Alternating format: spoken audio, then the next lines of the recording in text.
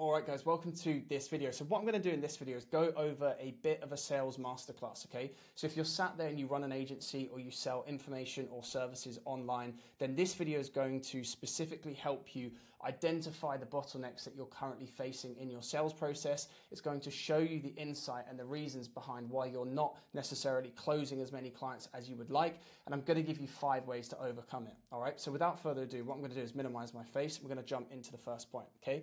So what we're seeing with the online space and in this arena, in the sales environment in general, is that there's been a massive shift, okay? There's a big shift away currently where the most successful individuals right now are not pursuing and not following the old channels of sales and the old methodologies that were previously once successful. Okay, so it wasn't even that long ago, 18 months to 2 years ago, you could throw up a landing page, you could pursue a fast-paced kind of sales environment where you were focusing on the close by offering discounts or new offers or packages, whatever it might be. And what we're seeing now is that consumers are way too informed. They've got way too much information to really, frankly, be falling for tactics like that, okay?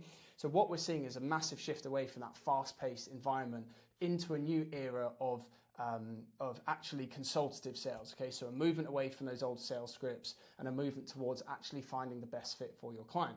Now, what you need to do is actually counterintuitively stop focusing on the close, all right? Now, if you are a single founder, you have to be good at sales, or you have to be good enough at sales to actually get customers and clients into your business and generate revenue. Because obviously if you don't have revenue, if you don't make sales, then you're not going to have a business, all right? Unless you run a charity. But in any case, I'm sure you're watching this, you run an agency, you sell information online, and you want to bring in as much revenue as possible, okay? But what you need to do is stop focusing on the close, and you actually need to focus on what's best for your client, okay? This is something we call client alignment, which I'm going to go through in the next bullet point here. All right, so what I've got here is an example of an old-fashioned script, okay? And if you're following something like this, you need to burn the script, and you basically need to pursue and follow the steps that I'm going to talk through in the rest of this video, right? So here's a real-world example from a salesperson, looks up and notices you, then they smile, you extend your greeting, give a handshake, introduce myself, okay? If you're doing this in a digital form, across Zoom, whatever it might be, then something needs to change in your process, all right?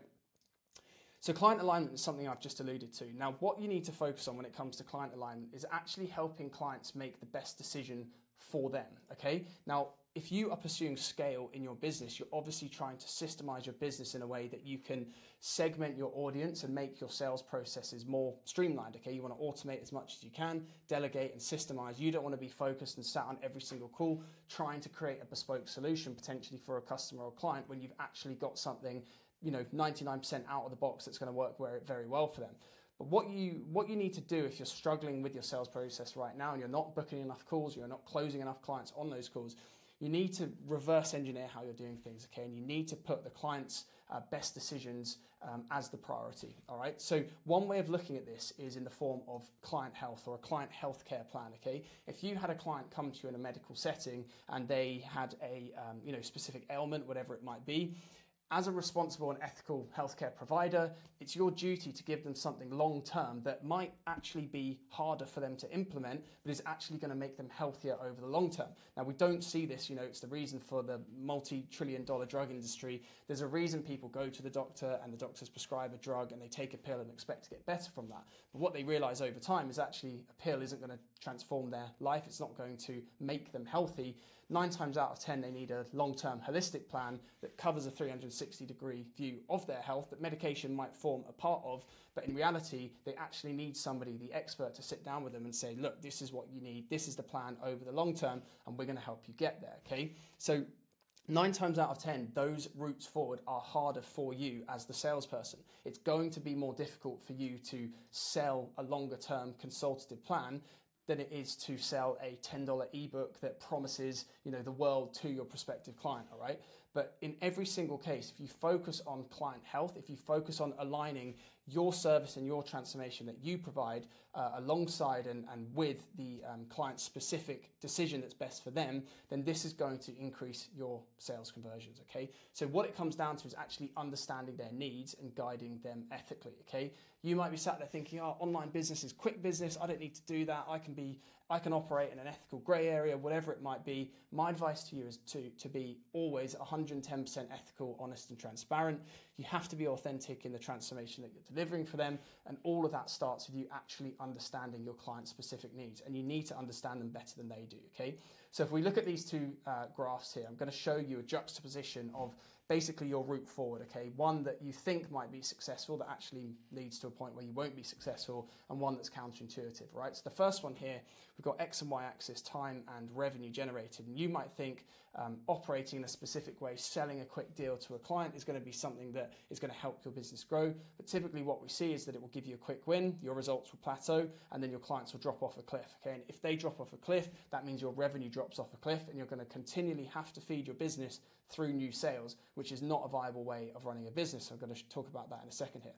Okay, and what we want to do is compare this to our client success and retention on the y-axis here compared to a measure of time on the x-axis. Okay, and if you focus on client success and you focus on retaining those individual clients, over time you're going to make more money. Okay, it might feel counterintuitive if you're focusing on immediate generation of cash flow, but every single time this is the best route forward compared to the quick win for you and your business, all right? So you have to be client focused. Now, the third point here revolves around this kind of esoteric concept of energy and conviction, okay? Now, conviction, what I want to talk about first is the difference between confidence and conviction, okay?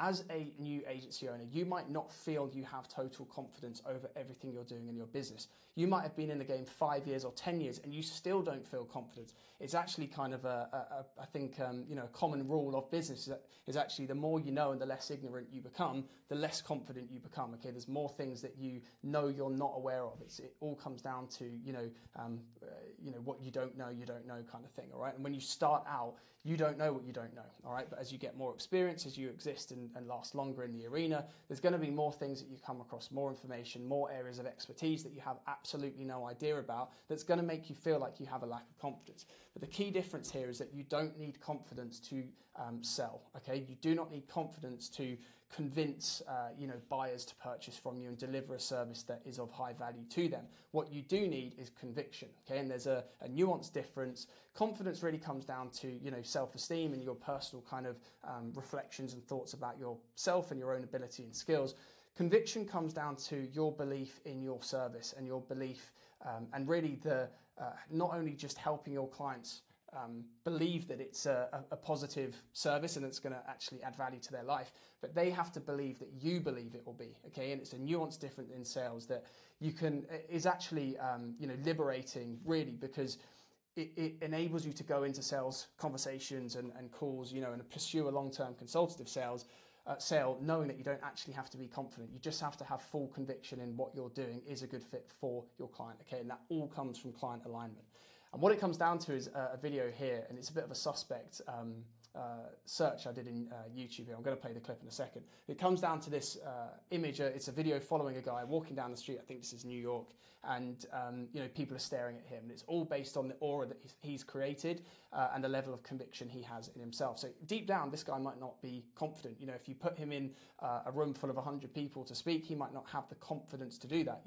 Put him on a bike or a horse or a motorbike, he might not be confident. But in himself, he has a level of conviction that creates an aura, and it's hard for people to not recognize. All right.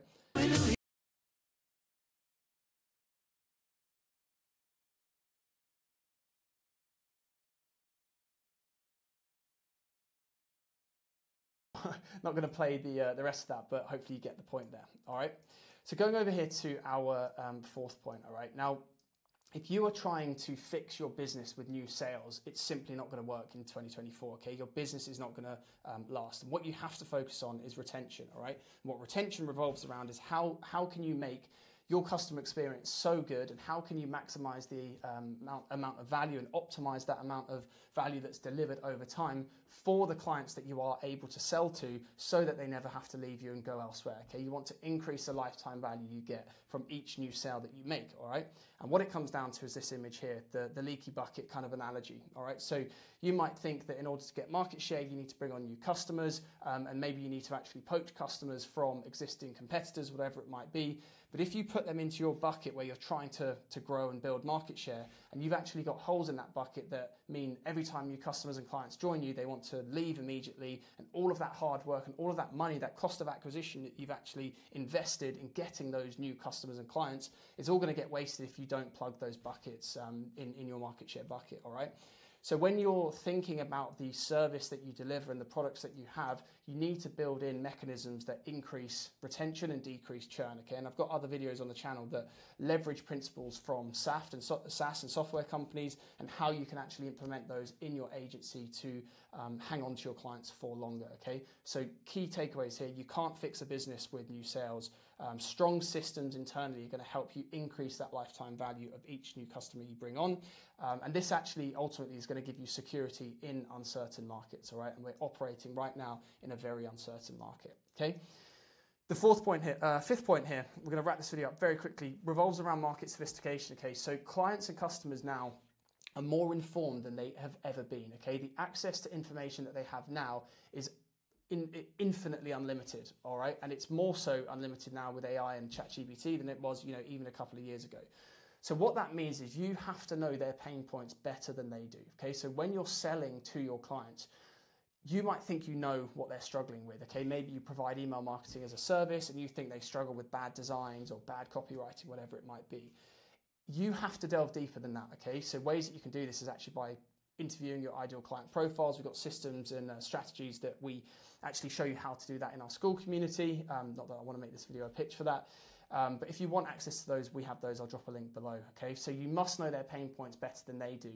And in doing this, you also need to find a way to cut through all of the noise and give them clarity, all right? So we're operating in an arena now where a simple YouTube search for AI automation, or whatever it might be, is throwing up diagrams like this, okay? Workflows like this from make.com or Zapier, whatever it might be, where it's incredibly complex. Every time you bring on a new client, it's incredibly complex for them to actually work their way through onboarding, then work with you as a service provider, and then generate results, okay? And you want to transform these kind of external facing systems into something that's much more simply guided, okay? It's your job to make your process and timeline sequential and very, very clear to your clients. And if you can't do that, there's going to be absolutely no way they're going to even understand the process that you follow to deliver your service, and it's going to be impossible for you to actually get attention from them, all right?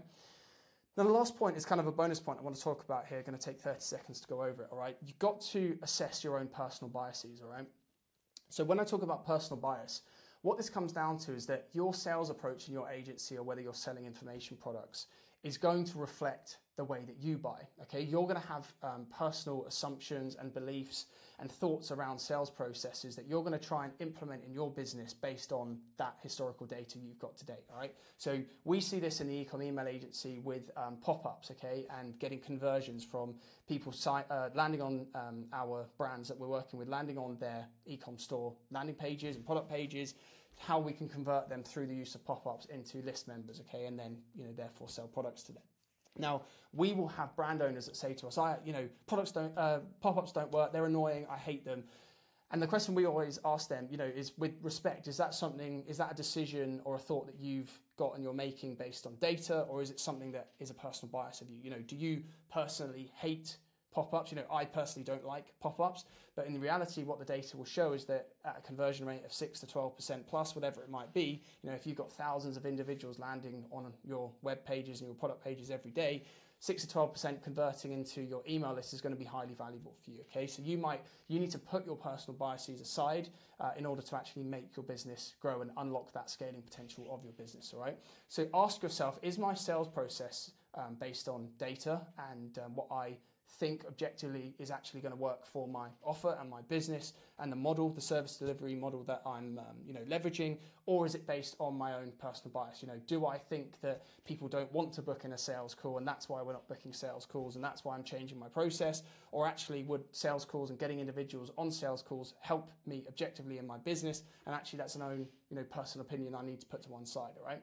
So what it comes down to is that what you will find is that when you have high perceived value and when you have high status, your clients will mirror this, okay? So if you're sat there and you're currently attracting clients who are low ticket or low quality or causing you problems, or they're, anxious or neurotic or need constant support, chances are you're reflecting that in your sales process, okay? And if you change that, if you switch the way that you're selling, you will in turn attract better clients, all right? So hopefully this sales masterclass has helped you guys. Let me know in the comments below what you think you're doing right in your business and what you've seen, changes-wise over the last couple of years.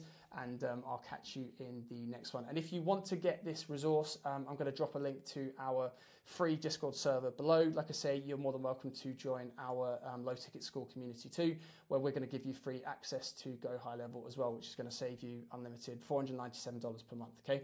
So anyway, catch you in the next one, guys, and we'll speak soon. All right. Cheers.